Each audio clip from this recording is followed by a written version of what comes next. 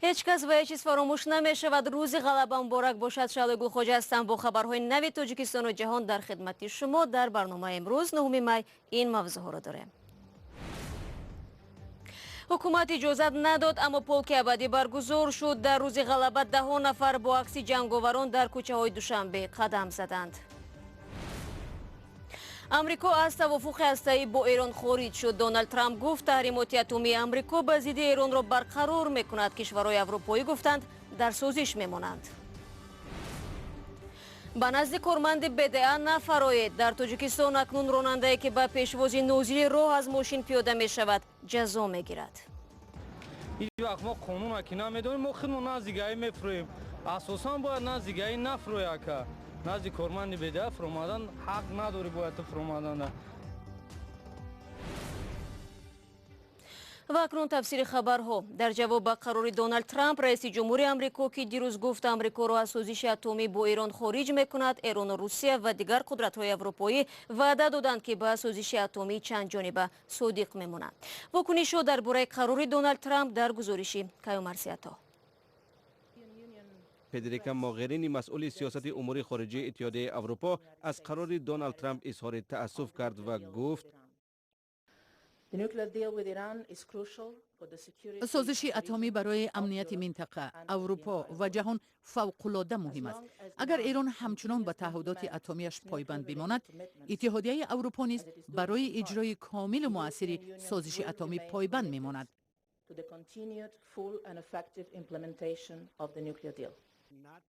از این پیش در روز 8 می دونالد ترامپ ضمن سخنرانی در شهر واشنگتن سازش اتمی با ایران را یک سند پوسیده نامید و گفت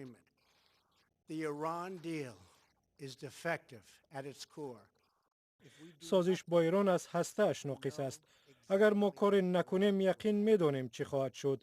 در مدت کوتاه کشور حامی اصلی ترور در جهان به نزد دروازه خطرناکترین اسلحه دنیا می‌رسد. از این رو من امروز اعلان می‌کنم که امریکا از سازش اتمی با ایران خارج می‌شود.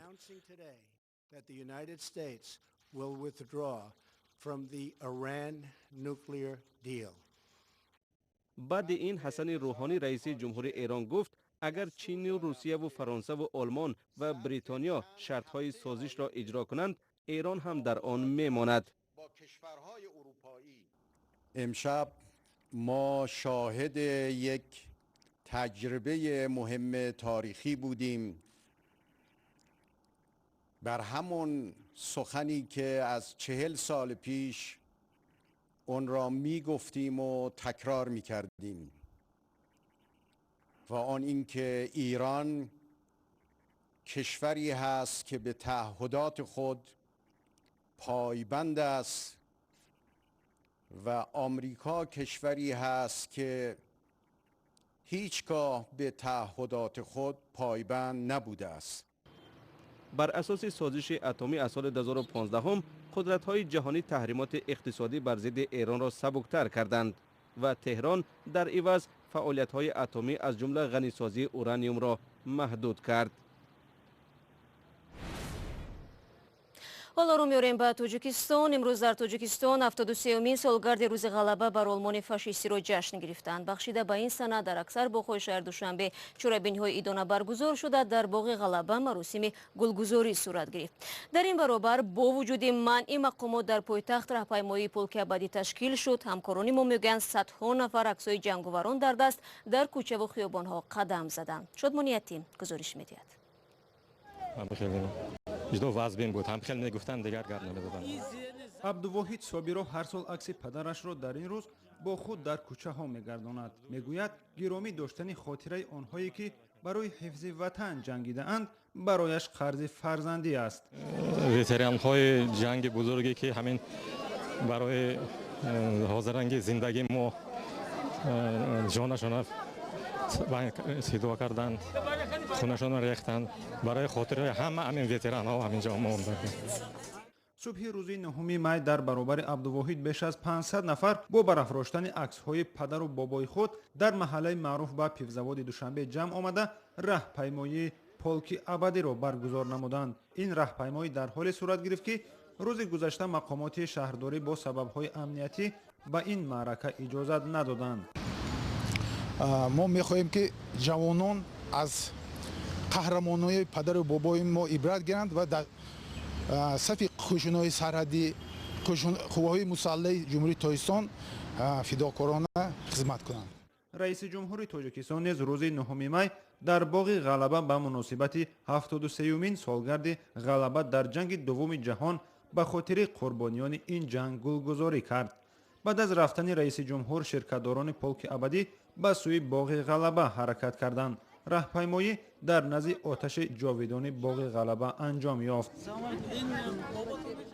دانش خدایدادov از ناحیه پنجکند برای شرکت در پولک ابدی آمده است، اما که او در جنگ دوم جهان شهید شده است.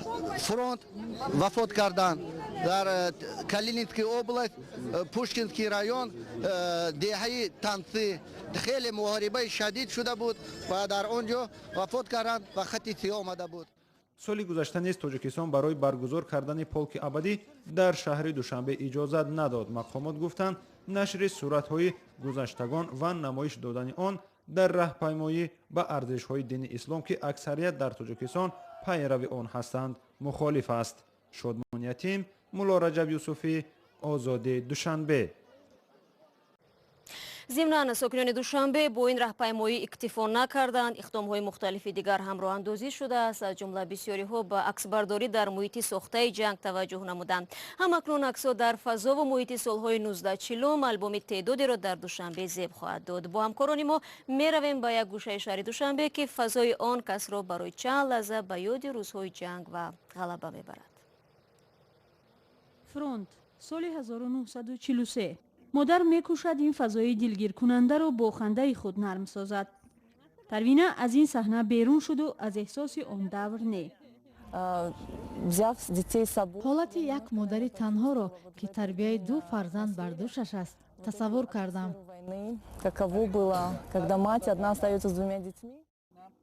عکس ها در فضا و محیط آن روزها یک گوشه البوم پروینه را زیب می‌دهند. او مجازی و خیالی لحظه در آن روز است.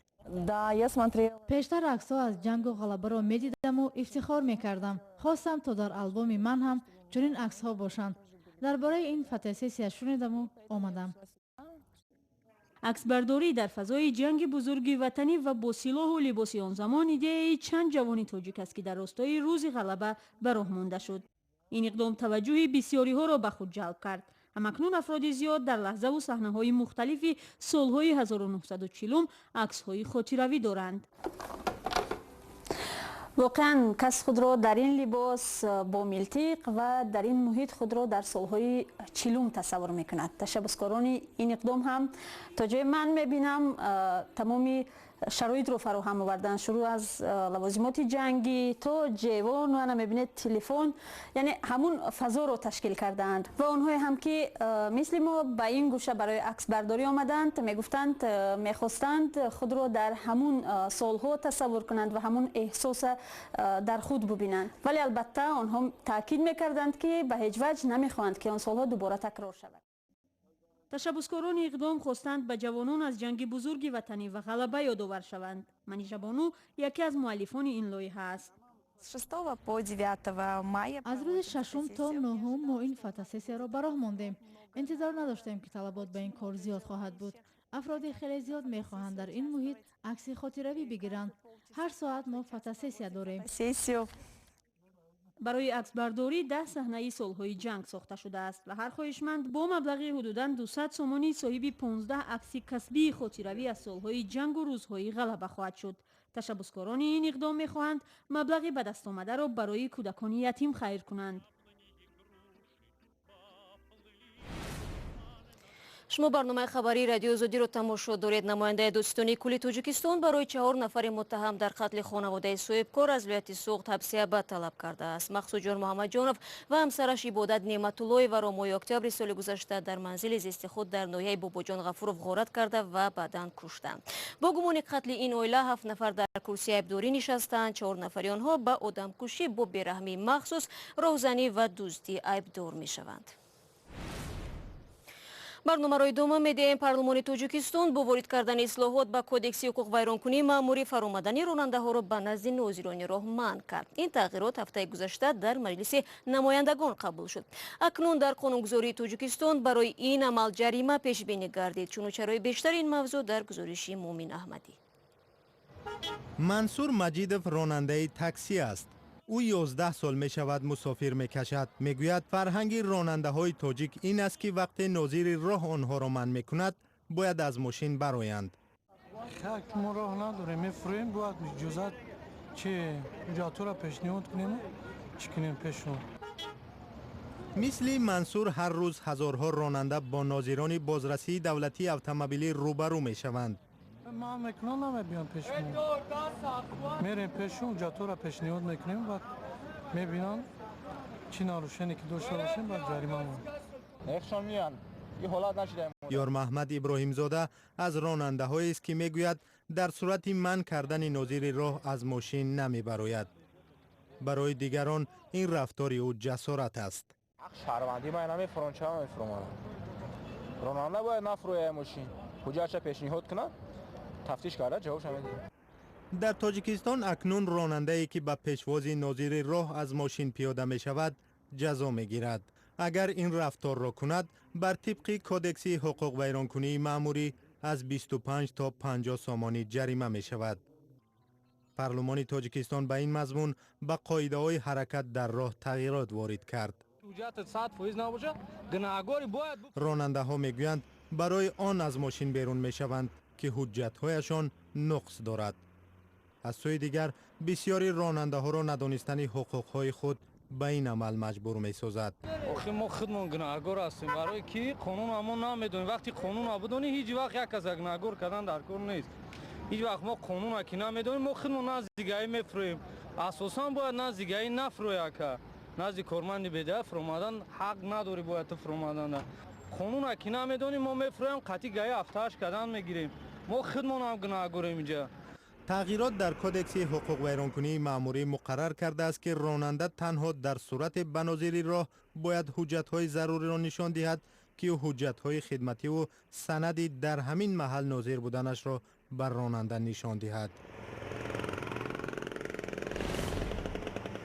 و самарқанд яке аз шаҳрҳои қадимии осиёи марказӣ имсол меҳмонони зиёдеро мизбонӣ мекунад. бо тағйири сиёсат дар кишвари ҳамсояи Тоҷикистон теъдоди сайёҳони хориҷӣ аз ҷумла тоҷикон дар ин шаҳр зиёд шудааст. гузоришеро дар ин бора ҳамроҳ мебинем.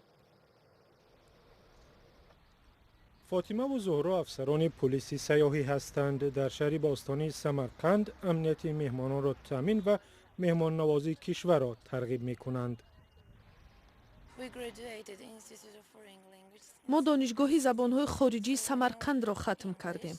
زبان‌های انگلیسی، روسی، ازبکی، فارسی و ژاپنی را می‌دانیم. ترکی را نیست. بعد مرگ اسلام کریموف رئیس جمهوری خودکامه در سال 2016 ازبکستان کشوری بازتر شد. با 7 کشور از جمله ژاپن و اسرائیل نظام بی‌روادید جاری کرد. تعداد سیاحان در سال 2017 25% افزوده است. البته برای سیاحان درهای باز باید داشته باشیم که بیایند و خود را مثل خواهر و برادران ما احساس کنند. ما سیاحان را دوست می‌داریم. وقتی می‌آیند خرسند می‌شویم.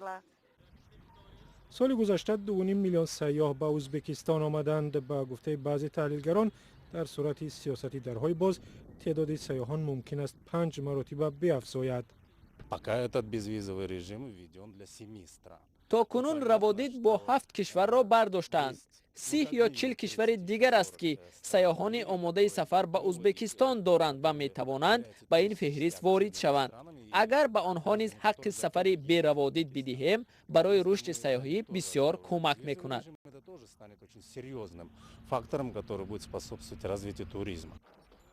آمدن سیاحان به ازبکستان البته دستاورد اسلام کریموف نیست، اما مجمع یادگاری او در سمرقند یک جای دیگر برای دیدن سیاحان است. بار دیگر روز غلبه به همه شما ایزان مبارک باشد و خدا کند که صدای تیر در یگان کشور صدا ندهد. ما فردا شما را در برنامه انتظاریم.